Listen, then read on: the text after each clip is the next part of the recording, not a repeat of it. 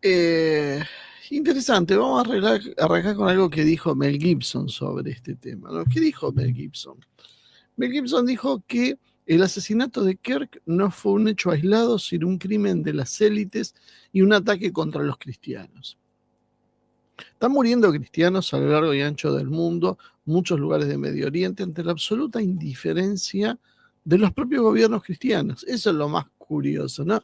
Resulta que muchos cristianos los terminan defendiendo, valga la paradoja, gobiernos islámicos o organizaciones como el Hezbollah, donde otros países presuntamente cristianos las califican como terroristas. Hay toda una inversión entre lo que realmente pasa y lo que se cuenta que pasa. Y Mel Gibson decía también que es una guerra entre el bien y el mal, y advierte que no será este el último de los asesinatos, presentando a Kirk básicamente como un obstáculo para el sistema para movilizar a los jóvenes y recordar que hay que reconectar la política y la fe. Y esto que muchos, como decía, nos han criticado por decir esto hace un tiempo atrás, lo van a empezar a escuchar cada vez más seguido, porque esto es la geopolítica hoy. Guste o no guste, vamos a discutir cada vez más, no en este espacio, sino en el mundo, la cuestión de la geopolítica, básicamente de la política y de la fe, porque cae una forma de ver el mundo y resurge otra, que fue, entre paréntesis, la histórica. O sea, toda la historia humana mostró una correlación entre la política y la fe. Solo tal vez en los últimos siglos esto se rompió. Entonces lo que a muchos les parece algo absurdo, inimaginable, no es nada más que volver a lo que siempre fue. Está bien, está mal, no importa. Para el que hace geopolítica en serio, no importa si está bien o está mal. Después tiene su opinión personal sobre sus gustos, pero la realidad es que no importa si está bien o está mal, porque lo que importa es lo que es. Y eso es lo que hay que analizar. Hay infinidad de síntomas en este punto. Y uno tiene que ver con que el asesinato de Kirk muestra básicamente algo que tenemos que empezar a prestar atención, porque hemos comentado y cada vez aparece más material de grandes conversiones de jóvenes estoy hablando, no estoy hablando de gente de mediana edad o de mayor edad, sino básicamente de jóvenes, aunque los hay de todas las edades, que se convierten al cristianismo, sobre todo al catolicismo. Y esto es un fenómeno que se está empezando a dar y no se convierten a cualquier catolicismo, se están convirtiendo a un catolicismo que podríamos decir es bastante ortodoxo y fiel a sus normas. ¿Se acuerdan cuando yo decía que el péndulo en la historia es así? Llega hasta un extremo y después comienza a retroceder y vuelve con mucha fuerza para el lado donde vino.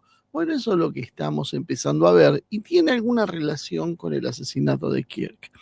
Kirk era, sí, un líder conservador, y esto es otra de las cuestiones también a discutir ahora, porque durante muchísimo tiempo la palabra conservador fue mala palabra, pero claro, tenía que ver con connotaciones económicas, y ahora estamos hablando con connotaciones sociales y culturales, no económicas.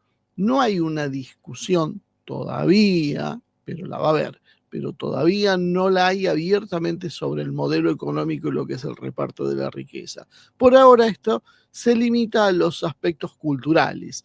Y en eso hay que entender qué se habla cuando se habla de conservador, porque se puede ser muy conservador en lo cultural y no así por ahí en las cuestiones económicas. Que conservador en lo económico se entiende como conservar la injusticia, donde hay algunos que tienen mucho y otros muchos que no tienen nada. Kirk era un líder conservador, como decíamos, y que tenía un liderazgo espiritual. Podríamos decir, punto a considerar que lo diferencia de los actores políticos actuales, o hasta los que eran hasta ahora. Empieza a ver ese componente espiritual que había desaparecido de la política. Y Kirk venía del evangelismo, pero se iba acercando cada vez más hacia el catolicismo. De hecho, muchos creen que su mujer era la responsable de este giro hacia la vertiente católica. Él fue fundador de una organización que se llamaba Turning Point USA, que por acá, por estos lugares, no hemos tenido la más mínima noticia de su existencia, por lo menos no masivamente. Y esto es una cuestión clave porque esta organización era muy influyente en los jóvenes aproximadamente entre los 18 y 35 años. Digo esto porque es la franja que suelen modificar, que suelen enfocarse las consultoras. La realidad es que estamos hablando de jóvenes, adolescentes y adultos jóvenes. Estos chicos eran muy influenciados, o estos jóvenes eran muy influenciados por Turning Point. Y acá vamos a empezar a poner algunas informaciones que no han circulado mucho públicamente, pero que me parece interesante para ir entendiendo el contexto. Y en definitiva, como siempre decimos, nosotros no tenemos medios para saber quién apretó el gatillo, ni siquiera quién dio la orden, pero sí podemos presuponer quién dio la orden, porque hay ganadores y hay perdedores siempre con las acciones. Turning Point se fundó en el 2012 precisamente por Charlie Kirk, que en ese momento tenía 19 años de edad, y Bill Montgomery. Tenían como una misión declarada identificar, educar, entrenar y organizar estudiantes para promover los principios de la libertad, libre mercado y gobierno limitado. Es lo que sería básicamente las ideas libertarias, que son esas ideas que nosotros veníamos hablando de que generaban mucho debate en los lugares de Estados Unidos de estudio, en las academias, y que iban golpeando, iban horadando, podríamos decir, esa retórica, ese relato progresista que dominaba los campus universitarios de Estados Unidos desde hacía muchos años. Turning Point funciona básicamente como una organización sin fines de lucro, una ONG, y se enfoca, como decíamos, a las áreas universitarias y secundarias. Se vincula a otras organizaciones del mismo grupo, Turning Point Action, que es para actividades políticas directas, Turning Point Faith, que se encara hacia la agenda cristiana, y Turning Point Endowment, que es el fondo de capitalización de Turning Point. Cuenta con 450 empleados, o contaba en el año 2023, que son los datos que yo tengo, y tras la muerte de Charlie Kirk, su esposa Erika fue nombrada como CEO y presidente del directorio. Es quien ahora va a asumir ese papel. En el año 2024, las finanzas que manejaron presentaron un ingreso de $85 millones declarados y los gastos $81 millones. Presenta $26 millones de activos y tiene donantes como la Marcus Foundation de Bernie Marcus, cofundador de Home Depot, la casa archiconocida estadounidense, Online Family Foundation, Rauner Family Foundation, Donors Trust, que es básicamente un vehículo financiero que utilizan las fuerzas conservadoras en Estados Unidos. Turning Point no es un movimiento de base, sino es un proyecto que ha sido sostenido por grandes fundaciones multimillonarios, y muchas de las cuales, muchos de los millonarios que han hecho aportes son pro-Israel. Y ahí es donde viene esa identificación de Charlie Kirk con el sionismo que se le ha achacado y que mucha gente dijo mataron a un sionista. Está presente en los 50 estados de los Estados Unidos, tiene conferencias nacionales, como ellos le llaman a sus organizaciones, la Student Action Summit, la Young Women's Leadership Summit y la Faith Summit. Trabajan generando muchos medios, estilo podcast, transmisiones, documentales y gran presencia en las redes sociales. Elaboran lo que se conoce como la Professor Watchlist, que es un listado de docentes universitarios señalados como promotores de las ideas izquierdistas antiamericanas, antiestadounidenses en los Estados Unidos. En el activismo cultural se dedican a campañas contra el aborto, denunciando la ideología de género y la enseñanza del progresismo en las escuelas. Es básicamente, como decíamos, el vehículo cultural más importante que existe en Estados Unidos, de ahí que haya causado tanto revuelo en Estados Unidos, y como tal vez fuera de Estados Unidos no se conocía tanto, mucha gente dijo, bueno, ¿por qué se preocupan por Charlie Kirk? Bueno, por eso, porque Charlie Kirk era un tipo que influenciaba en los jóvenes estadounidenses y de ahí en el rumbo político del país, sobre todo el rumbo político a futuro, porque lo que van a ser los próximos líderes estadounidenses son de esa generación. Por lo tanto, quien influye sobre esa generación influye sobre los destinos políticos. Todo tiene que ver con todo. Y ha tenido un papel muy destacado en la movilización estudiantil pro-Trump que hubo en Estados Unidos y en la formación de lo que son todos los cuadros ahora activistas políticos de derecha trumpista. Hoy se calcula que su influencia financiera es de aproximadamente, supera los 100 millones de dólares anuales, y tras el asesinato de Charlie Kirk se unieron 62.000 estudiantes, presentaron solicitudes para unirse a Turning Point, lo cual también habla del volumen. Yo no recuerdo un partido en la Argentina que sea capaz de conseguir 62.000 adhesiones formales por escrito de un momento para el otro, como ha sucedido con el tema de Charlie Kirk, lo cual ha generado en la figura de Kirk básicamente un efecto de mártir y un sacudón en las bases políticas. No todo, no todo, porque muchos no estarán de acuerdo con muchas de las cosas que hacía Charlie Kirk, pero esto es la explicación de quién era y por qué estaba donde estaba el día que lo mataron, y por qué había una verdadera multitud alrededor escuchando sus palabras, lo que él solía hacer y cómo había conseguido su ascendencia era ir a una universidad, poner un micrófono, poner un altoparlante, poner una silla, sentarse y desafiar a que los estudiantes, sobre todo de Quarter Walk, hagan las preguntas que quieran, sin agendas preinstaladas, se hacía un debate.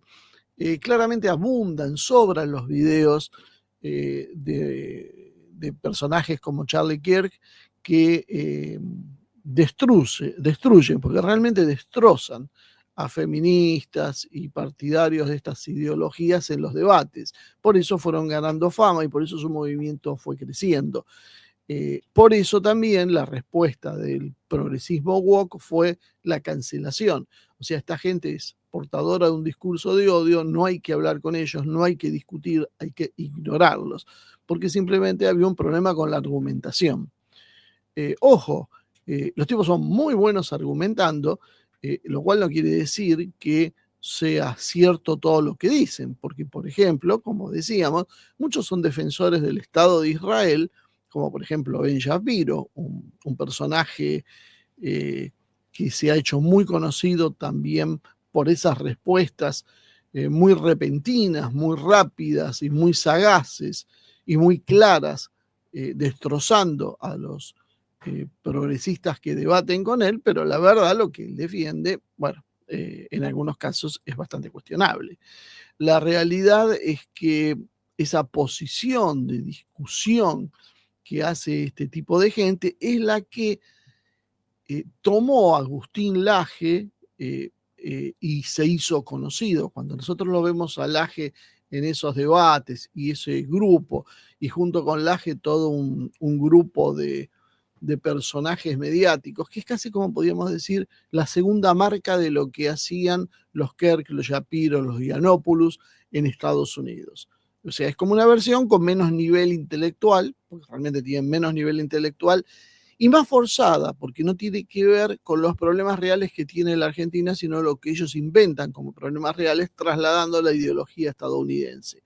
En el caso de Estados Unidos, no, esos son los problemas directos que ellos tienen.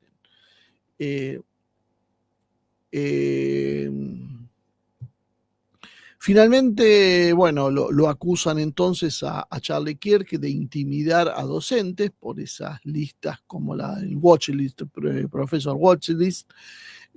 Señalan que tiene un manejo opaco del destino de los fondos y que depende de donantes multimillonarios, lo cual es obviamente cierto, y también es una acusación que se le hace a cualquier organización, que siempre el manejo es opaco y discrecional, lo cual no tengo idea si es cierto o no.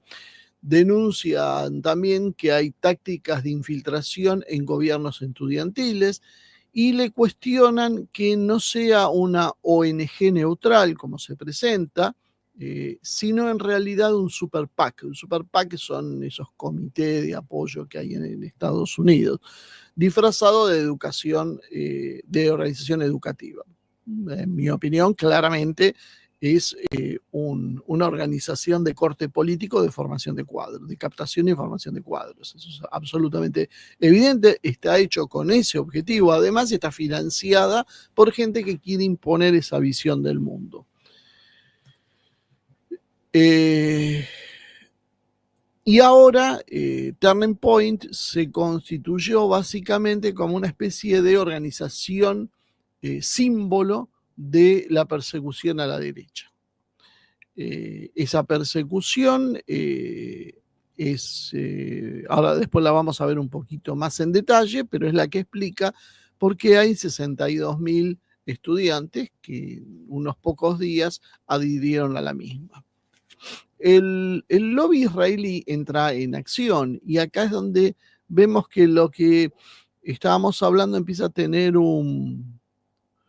una base, un anclaje en la geopolítica que no podemos pasar por alto. Porque al lobby Israel está preocupando mucho algo que estaba sucediendo dentro del Turning Point. Por eso, para entender esto, había que explicar primero qué era Turning Point. Turning Point empieza a tener un quiebre estratégico con Israel, afectando precisamente al electorado y a la juventud en general estadounidense sobre la cual tracciona.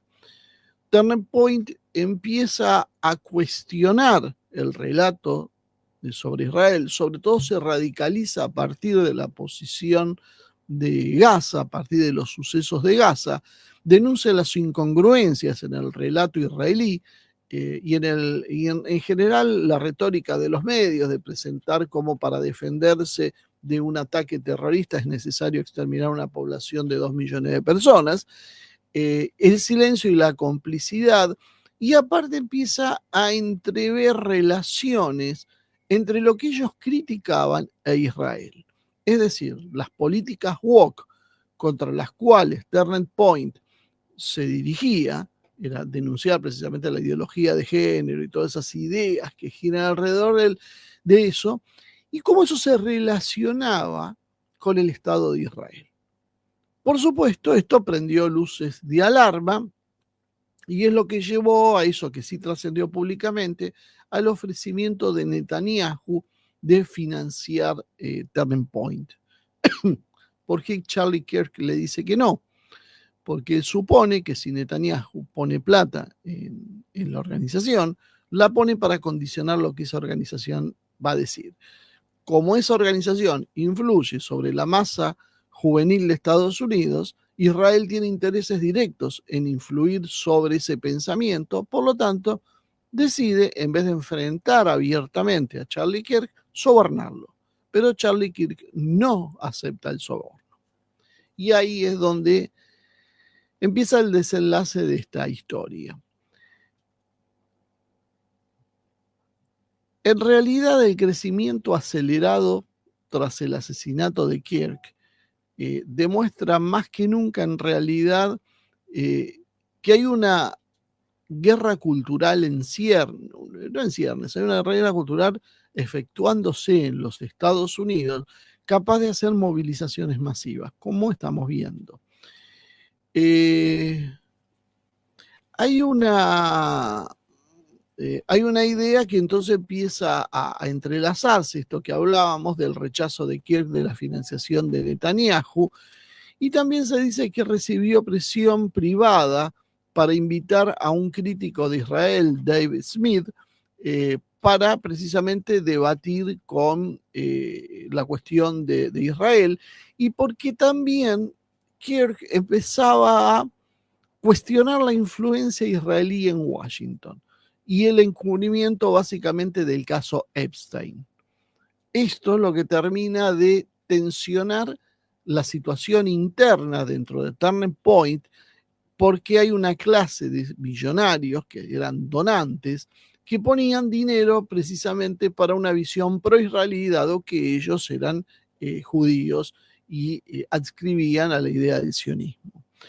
Esta situación es la que se va a ir complicando, porque Charlie Kirk no se ya conformaba, por lo visto, con empezar a cuestionar el papel de Israel en Gaza, sino a preguntarse, ¿y por qué Israel influye tanto sobre Estados Unidos? ¿Por qué Estados Unidos tiene que seguirlo? Ustedes recordarán que yo vengo hablando de las diferencias que hay dentro de la política estadounidense. Vengo hablando cómo existe un sector de MAGA que se pregunta eso. ¿Por qué Estados Unidos tiene que seguir siempre detrás de Israel? Y básicamente, ¿quién dijo que para ser estadounidense hay que ser pro-israelí? Y esto se empieza a ahondar en la división entre protestantes y católicos, porque entre los protestantes, no todos, pero hay un sector muy importante que es evangélico sionista, que creen que tiene que reconstruirse el tercer templo y que Israel es el pueblo elegido por Dios, y que si es necesario que se produzca una guerra nuclear en Medio Oriente y que arrastre al mundo, eso va a acelerar la llegada del Mesías. Bueno, básicamente desde esta posición, el cristianismo evangélico apoya al Estado de Israel en sus políticas. Por otro lado, estamos encontrando que surge una respuesta a esto de los cristianos, pero católicos. Los cristianos católicos, porque nosotros tenemos en nuestra región tal vez una imagen muy golpeada de la Iglesia Católica, porque ha sufrido muchísimas críticas, sobre todo por los medios y por los partidos políticos, y que tiene mucho que ver con precisamente el juego geopolítico. La Iglesia Católica tiene en su seno, en realidad histórico, aunque hoy esté bastante disimulado, tiene una posición bastante más crítica hacia determinadas formas de capitalismo y del sionismo que las que tienen los protestantes. Y esto empieza a permear en la política estadounidense, entonces encontramos que aquellos que son católicos y que están creciendo en número por esas conversiones que estábamos diciendo, y que no solo están trayendo evangélicos que pierden su fe en las iglesias evangélicas y se empiezan a girar hacia la solemnidad de la Iglesia Católica. Esto es clave, por eso hay que entender el avance del catolicismo tradicional con su misa tridentina, que todo tiene una explicación de por qué y que ha sido, creo que, muy mal entendido en el mundo, pensando que eso era lo que querían los poderosos. No, no era eso lo que querían los poderosos, bastante distinta la historia. Otro día, si quieren, podemos hablarlo más en profundidad. Pero la realidad es que el catolicismo empieza a traccionar esos jóvenes evangélicos y muchos que eran ateos, agnósticos, de izquierda, qué sé yo, que buscan un sentido a la vida, que eso es lo que Iván viene hace un tiempo hablando. El vacío espiritual de Occidente. Ese vacío empieza a llenarse y lo empieza a llenar la Iglesia Católica, pero no la Iglesia Católica progre, sino la Iglesia Católica tradicional. Y esa Iglesia Católica tradicional no tiene en Estados Unidos una posición pro-israelí. Y Charlie Kirk, influenciado probablemente por su mujer Erika, comienza a virar hacia esa versión cristiana que es el catolicismo, y a partir de ahí empieza a denunciar los crímenes de Israel y la influencia de Israel. Se va entendiendo cómo es toda la conexión de lo que está pasando hoy en Estados Unidos. En esto cae el asesinato y aparece Tyler Robinson, un chico de 22 años. Todavía se discuten en realidad si las pruebas son concluyentes o no. Por lo visto, Robinson no acepta su responsabilidad en el crimen. Y lo que muchos se plantean, más allá de la aceptación o no de Robinson, es básicamente, ¿se trató de un individuo solitario, un lobo solitario o un asesino profesional? Y si fuese un profesional, ¿a qué apuntaba esto? Muchos dicen, ¿y fue Robinson realmente el que lo hizo? ¿O es un chivo expiatorio? ¿O alguien le puso el arma? El tiro no era difícil, lo pudo haber realizado tranquilamente porque tenía un manejo aceptable de armas. A todo esto aparece Netanyahu en escena. Y Netanyahu se muestra muy activo con mensajes constantes, culpando a la izquierda radical y al islamismo radical del asesinato de Kirk, y apela a la civilización judeo-cristiana. Netanyahu está a la defensiva y está dándole muchísima importancia a este tema. Y lo está politizando. Y está haciendo algo que nos recuerda muchas veces lo que hace Israel. Ante un crimen que muchas veces algunos lo consideran sospechoso al Estado de Israel de producirlo, responde con una contraofensiva acusando a sus enemigos de haber hecho el crimen. Kirk podía haber sido asesinado por alguien de la izquierda radical o del islamismo radical. Sí, puede ser. De hecho, Kirk vivía con un muchacho que estaba haciendo una transición a mujer. Y Kirk era uno de los que denunciaban las cirugías de cambio de sexo, sobre todo en menores. Y esto, según algunos dicen, es lo que habría irritado a Tyler, el asesino, para que tome la decisión de matarlo. Pero las operaciones de inteligencia no suelen ser tan transparentes. Y muchas veces el que lo matan, como sucedió con Kennedy o con tantos otros asesinatos famosos, es básicamente un perejil, como le dicen en la jerga, como se guardan los copitos. Son tipos que le dan un arma y le dicen, vos hacés esto. Y en realidad es gente que o está fanatizada o es dependiente de las drogas. Pasó inclusive con Bolsonaro cuando lo acuchillaron, que el asesino o el intento, el atacante está en un hospital mental. Uno no termina de saber porque normalmente no te ponen un asesino profesional, menos que lo vas a encontrar con vida. Te ponen precisamente a alguien que hace algo sin tener demasiado idea, pero que en realidad hay algo detrás que viene de esto. Hay otro tema curioso y que se está hablando en Estados Unidos, que es el papel de Elon Musk. Elon Musk salió a decir que la izquierda es la culpable del asesinato y pero también lo están acusando a Elon Musk de ser un irresponsable por no tener pruebas de lo que dice y por las cosas que viene haciendo. Y muchos dicen que en realidad detrás de Elon Musk está el papel de la ADL, la Liga Antidifamación, que es la que lo ha presionado, porque Elon Musk había tenido una posición bastante crítica en muchos aspectos a Israel y a Netanyahu, pero sin embargo, en un momento se silenció y dejó de hablar de eso y volvió a redirigirse. Eso también le produjo cierto distanciamiento dentro del gobierno de Trump. La Liga Antidifamación es básicamente algo que emergió del B'nai B'rith y tiene el objetivo de combatir el antisemitismo, por lo menos formal, desde el caso de Leo Frank, que fue un judío asesinado y linchado en Georgia. La misión oficial es detener la difamación del pueblo judío y asegurar la justicia y trato justo para todos. ¿Pero qué se dedica a hacer la Liga Antidifamación? Monitorea el antisemitismo y el extremismo en Estados Unidos y nos hace mucho acordar a lo que, por ejemplo, pasa con la DAIA y otras organizaciones en la Argentina y en otras partes.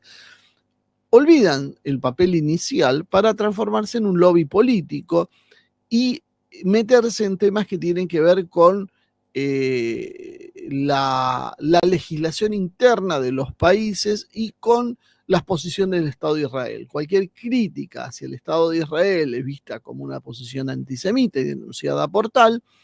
Y además, por ejemplo, en Estados Unidos presionan por leyes sobre los crímenes de odio, la ciberseguridad y etcétera.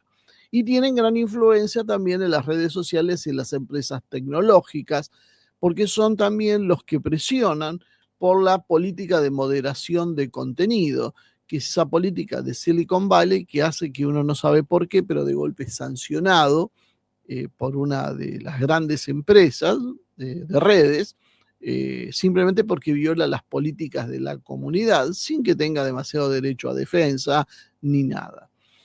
Y también la Liga Antidifamación tiene un papel importante en la promoción de la educación en diversidad y tolerancia en las escuelas.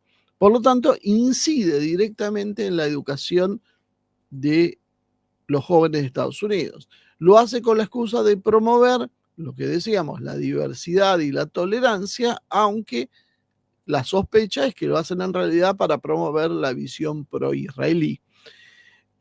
Tiene un presupuesto de decenas de millones de dólares y es una de las ONG más influyentes en medios, corporaciones y políticas. Básicamente utilizan la etiqueta entonces de antisemitismo para silenciar todo lo que critica a Israel y ha tenido choques, como decíamos, con sectores de derecha y libertarios, porque los sectores de derecha pueden ser pro-israelí, pero pueden ser anti-israelí. Y en esos choques había tenido choques con Elon Musk, porque Elon Musk había tenido una controversia con el tema de los anunciantes en Twitter. Y bueno, la liga parece que tuvo algunas reuniones con Elon Musk y Elon Musk decidió guardarse a silencio y dejar de hacer ese tipo de críticas. Y desde la izquierda también se critica a la Liga Antidifamación por ser una aliada del establishment estadounidense y el lobby israelí. Básicamente, la ADL funciona como un brazo institucional del lobby pro-israelí dentro de los Estados Unidos con gran capacidad de ejecución. Y sobre esto, otro ingrediente que está jugando hoy en los Estados Unidos para tratar de cuadrar todos los componentes, los actores de esta situación, es la hipótesis de las élites como autoras del crimen. Entre ellos aparece precisamente la izquierda radical o woke, de la mano de Soros y sus ONG. Y los servicios de inteligencia israelí como sospechosos o instigadores, como estábamos diciendo antes. Hay una serie de indicios que se esgrimen en función de eso. La izquierda, básicamente por el móvil trans del detenido, porque estaba en pareja con una persona trans, mientras que también existe esa cuestión detrás de lo que está la inteligencia en sí. Hay una tendencia que están denunciando en Estados Unidos de ataques sobre la derecha. Como la izquierda durante años acusaba a la izquierda de intolerancia y de ataques y mensajes de odio, la derecha ahora acusa a la izquierda en realidad de ataques, pero ya no verbales, los cuales antes sí hacía, sino de ataques físicos. El primero, bueno, precisamente es este de Kirk, pero dicen esto no es un problema aislado, es una metodología de una izquierda, esta izquierda woke, que utiliza la violencia como acción política directa. A este ataque de Kirk hay que sumarle los 2 intentos de homicidio contra Donald Trump en Pensilvania y en Florida, en julio y septiembre del 2024, el atentado contra Robert Fico en Eslovaquia, que le pegaron 4 tiros, recuerdan. Hubo algunos que llamó menos la atención, como el caso de Valdemar Buda, que es un eurodiputado polaco del Partido de la Ley y la Justicia, ex ministro de Desarrollo y Tecnología, donde le pegaron 9 tiros, pero en el auto, con un rifle de aire comprimido. Él no estaba en el auto en el momento, lo dejaron todo agujereado el auto, le rompieron los vidrios, y muchos lo consideran esto como en realidad una advertencia contra las posiciones de Buda. Básicamente hay un discurso liberal hegemónico donde la derecha es acusada como una amenaza existencial, y esto sería, según los críticos, la razón por la cual se bajó el umbral para justificar agresiones y que aparezcan personajes como el asesino de Kirk, que considera entonces, como es válida esa respuesta, salir y matar opositores.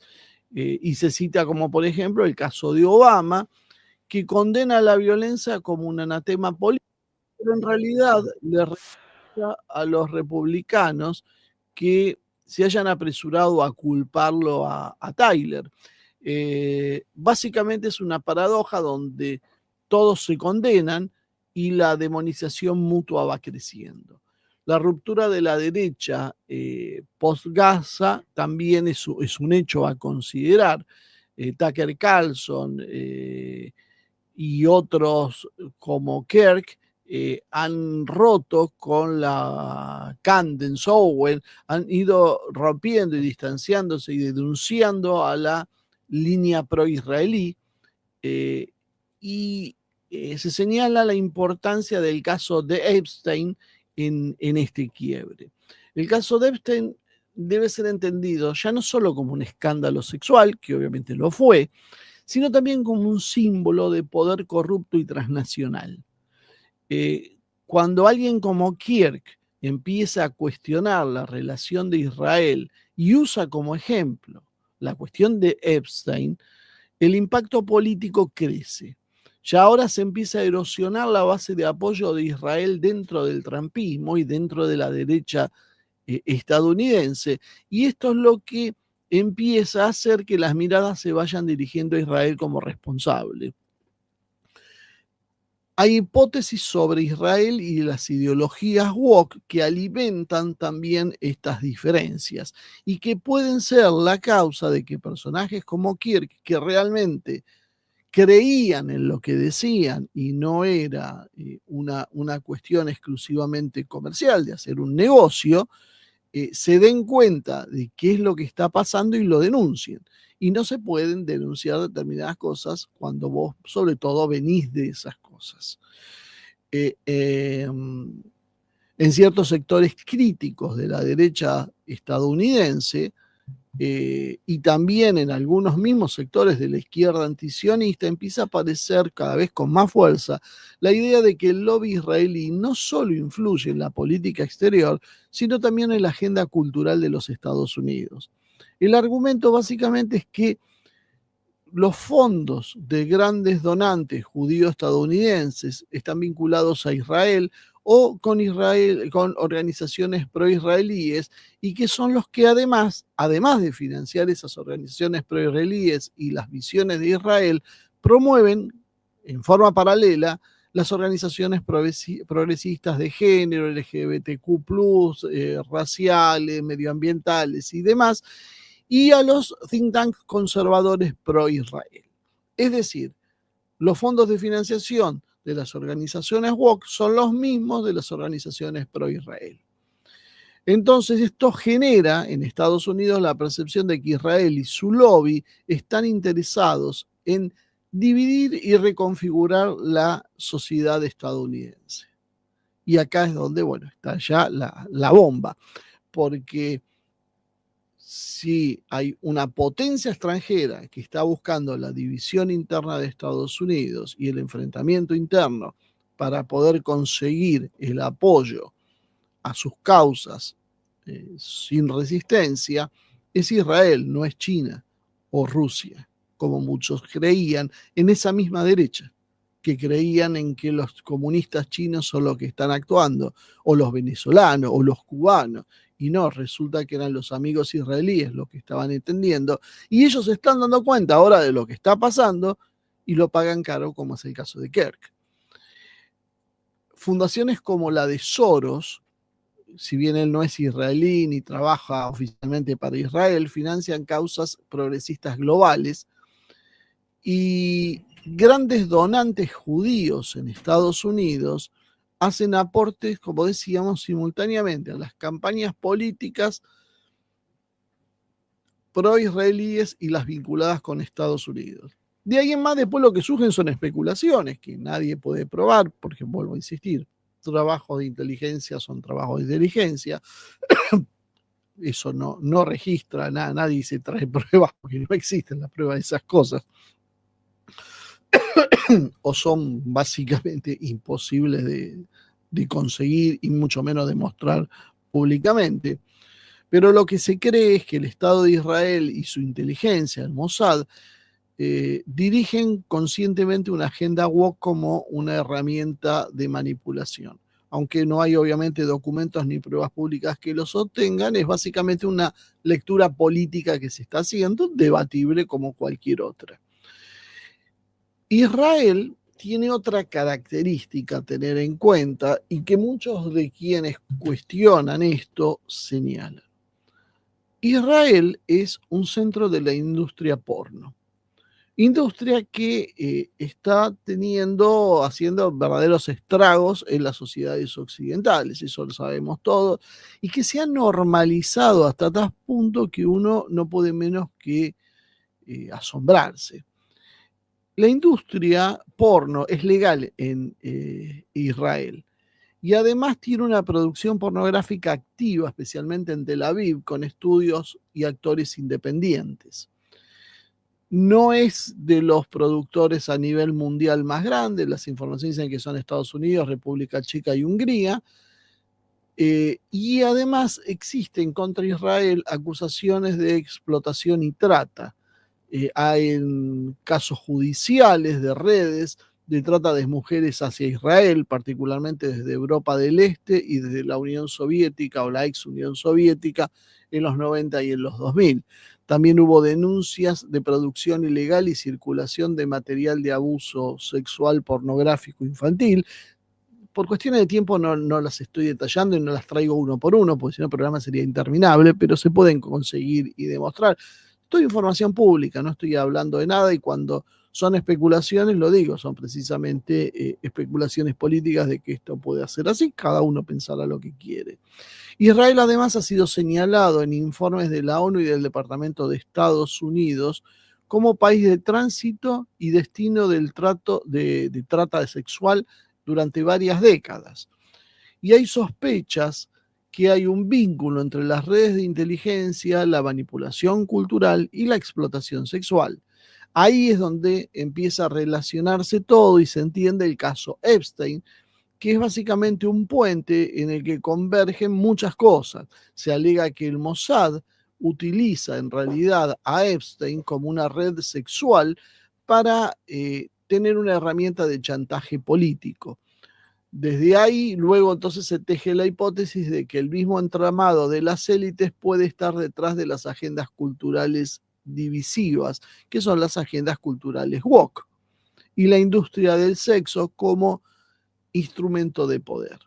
Esto no está probado, obviamente, no hay evidencia documental, es una interpretación política que mezcla hechos reales, como el lobby, el financiamiento y los casos de trata, con inferencias que son de corte más amplio y político.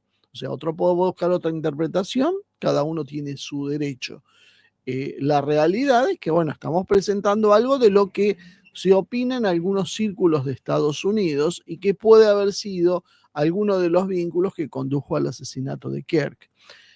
Es cierto entonces que Israel tiene una industria pornográfica muy activa y que hubo casos documentados de pornografía ilegal, aunque no hay pruebas de que esto sea un centro mundial infantil como algunos creen, y la idea de que el Mossad financia o impulsa la agenda woke es una lectura política especulativa, pero no se basa en la conexión entre lobbies, donaciones y estrategias de influencia cultural, pero no está probada como una acción judicial. Israel y el Mossad tienen historia en esto. Por lo menos lo que se sabe es que ha usado el sexo como recurso de inteligencia en muchas ocasiones. Israel ha sido la Mossad, eh, casi como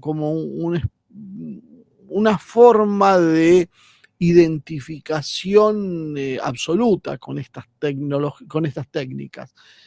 Si bien no era exclusivo de Israel, el chantaje de este tipo lo hacía la Stasi, lo hacía la KGB, lo hacía la CIA, lo hace el MI6. Es una cuestión propia de los movimientos de inteligencia. Pero en el caso de Israel, hay episodios que muestran que esto estaba integrado a su doctrina de operaciones encubiertas. Se los conoce como las honey traps, o sea, las trampas dulces del Mossad, las trampas de miel del Mossad, donde el Mossad usaba mujeres para seducir y comprometer objetivos. Mujeres y tal vez hombres, eso iba en el gusto personal de la víctima. Uno de los ejemplos clásicos es el de Mordejai Vanunu, que fue el técnico nuclear que filtró los datos del programa atómico Dimone, por el cual sabemos que Israel tiene armas nucleares. En 1986, Vanunu fue atraído a Londres por un agente bajo el nombre de Cindy, era un agente del Mossad, que fingió ser una turista estadounidense. Desde allí lo llevó a Roma y ahí en Roma lo secuestraron y lo trasladaron clandestinamente a Israel. Esto se convirtió básicamente en un modelo de trampa sexual como herramienta para neutralizar disidentes. Así que yo les digo, chicos, si tienen una chica linda que se les acerca, empiecen a pensar 2 veces que puede ser lo que esté pasando, sobre todo si están en política. Otro caso conocido, esto para los argentinos, es Adolf Eichmann. Adolf Eichmann en realidad fue secuestrado en la Argentina con una operación del Mossad y hubo testimonios que se usaron mujeres agentes del Mossad para las distracciones y para poder seguir a los miembros de la familia Eichmann antes de la captura. Dicho sea de paso, a Argentina le secuestraron una persona, independientemente de lo que haya sido Eichmann, y nunca lo tomó en serio. Es como que, bueno, estaba bien. Ahí se muestra también la poca independencia. Uno no puede andar secuestrando personas en territorios extranjeros porque nos gusta y esto merece mínimamente una reprimenda diplomática. Bueno, no pasó gran cosa. Entre los años 50 y 70 hubo varios líderes árabes que fueron asesinados o secuestrados o que se les sacó información a través de agentes femeninas que se acercaban a diplomáticos y militares generalmente en Europa. No siempre eran operaciones de largo plazo, muchas veces eran encuentros casuales que se aprovechaban, donde la vulnerabilidad sexual terminaba siendo la posibilidad que le permitía colocar micrófonos o facilitar seguimientos. Hay testimonios en documentos desclasificados en Estados Unidos de que el Mossad utilizó grabaciones íntimas como forma de presión sobre políticos o empresarios extranjeros. Esto es como las brujas, que las hay. Bueno, esto pasa lo mismo. Todo el mundo sabe que la inteligencia utiliza para chantajear a políticos y empresarios este tipo de conductas y grabaciones. Registraban básicamente su vida privada y luego los debilitaban políticamente y los conducían a su gusto y placer. En el caso Epstein, periodistas como Ari Ben-Menashe, que es un ex agente israelí, informaron que Jeffrey Epstein fue usado como un activo de inteligencia, facilitando escenarios de explotaciones sexuales de menores para chantajear a políticos y empresarios en Estados Unidos y otros países. Ahora, imagínense si hay tanto poder detrás de la Liga de Difamación y demás, tanto poder en organizaciones como Turner Paint, que ahora lo están perdiendo, pero bueno, eso precisamente es el miedo, a perderlo, que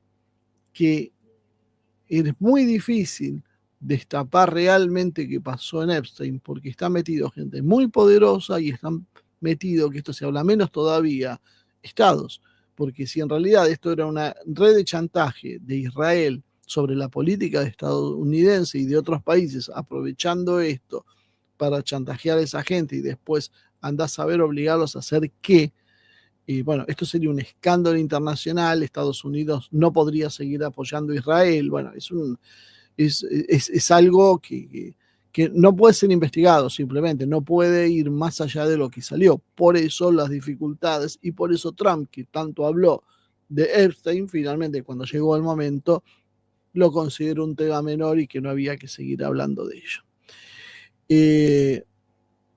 No tenemos pruebas concluyentes de que esto sea así, por supuesto, pero sí hay una coincidencia de patrones. El uso de sexo como presión política, vínculos de Epstein con personajes ligados al Mossad, como el caso de Ghislaine Maxwell, su esposa, cuyo padre, Robert Maxwell, era un empresario que estaba relacionado con la inteligencia de Estados Unidos. Entonces, como decía, no hay una prueba directa, pero bueno, hay una serie de indicios más que fuertes. El padre de tu mujer trabajaba para el Mossad y vos tenés una organización que se dedica a chantajear megamillonarios y políticos poderosos en una isla con menores y con una serie de cosas absolutamente impresentables, y 2 más 2 es 4. Y acá, y ya con esto ya vamos a ir cerrando la intervención de hoy, voy con la última idea que viene entrelazada con esto. Hay veces me piden que haga los programas por separado, más cortos, pero es muy difícil porque son todas cosas que se van ligando y para llegar al punto de vista final, que es el que me interesa, tengo que ir primero conectando todos estos hechos. Uno tiene que ver con el chantaje como herramienta de control, porque esto es lo que nos trae a la Argentina y nos trae al mundo actual. La moral es un asunto privado, nos dicen, ¿no? Tras los años 60 y 70, la idea dominante en Occidente fue que la vida privada no debía juzgarse públicamente, ¿no? Eso, hemos tenido muchos debates y discusiones en este mismo espacio por gente que nos decía por qué nos metemos con la vida privada de la gente, es un problema personal, y nosotros negábamos esto, decíamos que era político. En 1988 hubo un caso muy conocido, que fue el caso de Bill Clinton con Mónica Lewinsky, una becaria, que había decidido tener relaciones, no voy a entrar, los mayores se acordarán cómo era, debajo de la mesa del presidente Clinton en ese momento. Y esto sabido por la mujer, Hillary, y por toda la Casa Blanca. Y en definitiva, cuando salió a la luz el escándalo, ¿qué se discutió? No se discutió la moral o si había una responsabilidad presidencial en lo que había pasado. El debate era si esto era un asunto íntimo que debía meterse la prensa y la sociedad o no. Clinton no solo sobrevivió políticamente, sino que siguió su mujer en la política y quedó claramente establecido que lo privado no afecta a lo público, hay que separarlo. Mucha gente decía, no, pero si es un buen administrador, ¿qué importa lo que haga de su vida privada? ¿Cuál fue el resultado final entonces? Que se legitimó a un político y se estableció que en Occidente un político puede ser moralmente cuestionable en lo íntimo y aún así gobernar, dado que cumple sus funciones eficientemente. Esto que constituye un terreno muy fértil para el chantaje. Si lo moral es irrelevante para la opinión pública, deja de funcionar entonces el mecanismo de control social. Pero al mismo tiempo, lo íntimo sigue siendo un material de vulnerabilidad infidencias, conductas sexuales, vicios, corrupción financiera. Todo esto, aunque la sociedad lo relativice, sigue siendo un material interesante para los servicios de inteligencia y los lobbies que lo usan como un arma de presión. Es el esquema que alguna vez hablamos del compromat, el material comprometedora que usaba la KGB soviética, pero adaptado. Hoy la sociedad no lo condena, pero sí se manipula al individuo desde las sombras. ¿Por qué se promueve este tipo de políticos? Deberíamos preguntarnos. ¿Por qué llega un Bill Clinton? ¿Por qué siempre los políticos tienen este tipo de conductas? Porque en definitiva el resto de la sociedad no es que sea una sociedad de santos, y mucha gente tiene cosas que si se pondrían públicamente serían bastante poco presentables, pero la realidad es que en general los políticos superan y con creces a la media de la población.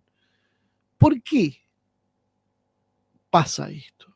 Y creo que esto es un poco la clave de por qué estamos como estamos. Los políticos moralmente vulnerables, como son estos que estamos hablando, que son básicamente el 90% de nuestros políticos y no más, son los más fáciles de controlar porque temen el escándalo mediático que va a pasar si se filtran sus excesos. Dependen de que sus protectores silencien o encubran sus conductas. Así, las élites de poder y en particular los servicios de inteligencia prefieren que asciendan personas con figuras cuya vida íntima es al menos desordenada, preferentemente con un buen prontuario oculto. Cuanto más independiente moralmente sea un político, es decir, que tiene una vida austera, sin puntos débiles obvios y demás, es una persona mucho más difícil de manipular. Muchas veces no se lo puede siquiera impulsarlo a que tenga esas conductas, porque es una persona derecha. La narrativa liberal ha instalado que, liberal por izquierda, por derecha, acuérdense lo que es liberal en esencia, instaló el no mezclemos lo público con lo privado. Esto es básicamente la venta de la tolerancia y la libertad individual. Pero en la práctica funciona como una ingeniería política. Solo las mentes cándidas creen que es tolerancia y libertad individual. Básicamente está hecho por una intención, que es normalizar la llegada de dirigentes políticos o dirigentes sociales cuyos puntos débiles son fácilmente explotables y se constituyen entonces en un sistema donde los más corruptos o los más desviados son los más maleables. No es tan difícil de entender, solo hay que tener ganas. En contraste, las culturas políticas tradicionales, rígidas, las que nos tildan de homofóbicas y machistas, como la de Rusia, China, como era en el pasado Europa, ¿no? Hoy ya no. Muestra que la moral del dirigente sí se considera un reflejo de su idoneidad para gobernar. Lo que en Occidente se presenta entonces como un liberalismo moral, donde cada uno con su vida privada hace lo que quiere, se convierte en la práctica básicamente en un mecanismo que abre las puertas al control indirecto. Políticos entonces como Clinton, si quieren pongan los nombres de los locales, y tantos otros que hay dando vuelta por ahí, son productos funcionales para un sistema de dirigentes vulnerables que aseguran obediencia a las élites y a los aparatos de inteligencia. Por eso después cuando ustedes se preguntan, pero ¿cómo son capaces de hacer esto? ¿Por qué hacen esto? ¿Por qué es ilógico, pero tan difícil es hacer las cosas bien? No, no es difícil. Defienden intereses. Y si no defienden esos intereses, bueno, hay unas carpetas que se pueden hacer públicas y que terminan con su vida política y tal vez con que vayan a una cárcel, porque después terminan presos algunos, pero por cuestiones políticas, porque están todos igual en lo mismo. ¿Esto qué produce? Una selección negativa de dirigentes. En vez de promover a los dirigentes cada vez más capaces, los que más virtudes tengan, no, se eleva a los que son más frágiles moralmente. Por eso son cada vez más corruptos y por eso llegan a niveles increíbles como lo que estamos viendo hoy. En la Argentina vemos historias de corrupción, escándalos sexuales, consumo de drogas, vidas desordenadas. Sin embargo, su carrera política, a diferencia, es próspera. Esta vulnerabilidad entonces los convierte en una moneda de control. Quien maneja la información comprometedora maneja al político. Es así de simple. La coartada woke, la ideología woke, es lo que justifica esta degradación. Se instala el discurso de que no hay valores objetivos, de que todo es elección personal o expresión de diversidad. Entonces, las conductas que antes eran vistas como un signo de incapacidad moral para gobernar, hoy son parte de la visión progresista o de la modernidad. Por eso tenemos tanto primer ministro y diputado que militan cosas que mejor no pensar y son orgullosos, son orgullosamente, por ejemplo, hay uno que decía que era orgullosamente gay. Y después fíjense qué casualidad, uno de esos había dos diputados que eran gays que terminaron cuando fue el ataque de Hamas y se cerraron las fronteras de Israel, nos enteramos que estaban en un desfile gay en Israel. Diputados argentinos en un desfile gay en Israel, pero claro, no es decadencia moral, nos dicen que eso es una muestra de diversidad. Fíjense a quién le sirve, ¿no? A quién le habrá servido llevarlos ahí, qué tipo de leyes después votará esta gente. Son los políticos en general funcionales al poder real. Un político que depende del apoyo de la ideología woke no puede desafiar al poder, simplemente porque está condicionado. La sociedad en realidad es llevada a aceptar esa decadencia moral como normalidad, y si exige valores tradicionales se los va a acusar de autoritarios o fascistas. Pero esto es la ruptura básicamente de los lazos culturales de lo que es la familia, religión, disciplina, servicio, etc. La Argentina es el ejemplo más acabado, creo, de esta situación. Desde hace décadas, la tendencia en la Argentina es esa, liderazgos cada vez más frágiles desde lo ético y desde lo cultural, es decir, más brutos y más corruptos, mientras que la política se reduce nada más que a qué, rosca, marketing e intereses externos. ¿Alguien duda que esto es así? Al mismo tiempo se importan las agendas woke de los Estados Unidos y de Europa, género, lenguaje inclusivo, relativismo moral, porque esto es sinónimo de modernidad, nos hacen creer. Y el resultado que terminó siendo una sociedad más fragmentada, sin referencias comunes, con manejos políticos desde afuera y sin capacidad de plantear un rumbo autónomo. El vaciamiento moral de la dirigencia no es casualidad, es un método de control político. Los políticos degradados necesitan entonces la coartada ideológica woke para justificar sus debilidades y para vestirse de progreso, lo que en realidad no debería ser más que ropas de decadencia. Así en la Argentina, el poder externo demuestra que si la controlan gobiernos dóciles, frágiles y dependientes, está muy bien. Por eso la Argentina nunca sale de su pozo. Y por eso cada generación es peor que la anterior. Porque hay una selección precisamente negativa de gente de la peor catadura moral, porque eso les permite ser luego dóciles y cuando hace falta una resolución política a un asunto que interesa precisamente a sus controladores, saben que no va a haber resistencia.